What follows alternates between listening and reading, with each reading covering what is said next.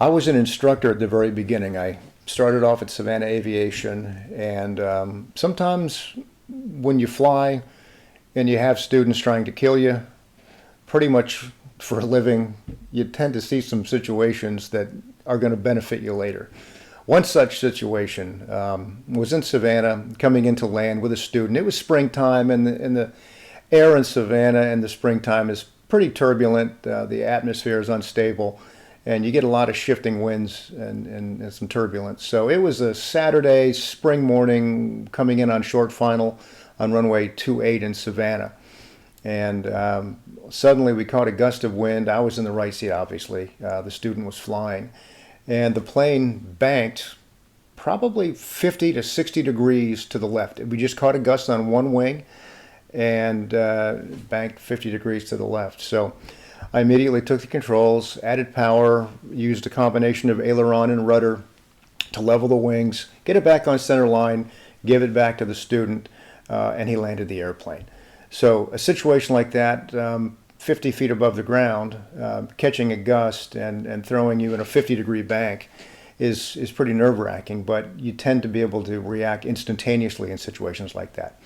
So skip forward probably 4 years later, 5 years later, I was flying with a law firm, and I was flying a 414.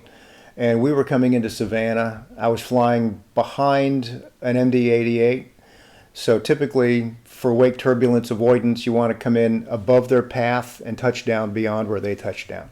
So we were coming in, and I got above the glide slope on the ILS just a little. We broke out, and I was able to see the PAPI lights, the 4-light PAPIs. And I had 3 whites and 1 red. So I kind of figured that was high enough because I expected the plane in front of us to be on glide path and not have any trouble. So I also planned on landing long, a little bit long, so that we could avoid the wake turbulence. Well, I came in a little bit high, and I had planned on touching down beyond the 1,000-foot markers. And again, about 50 feet above the ground, we caught some wake turbulence, and that plane banked about 50 to 60 degrees to the left. I literally looked down on my left side, and I could see the runway right down below us. So instantaneously reacted, and this is a function of the ISTP. You tend to react instantaneously and appropriately under pressure.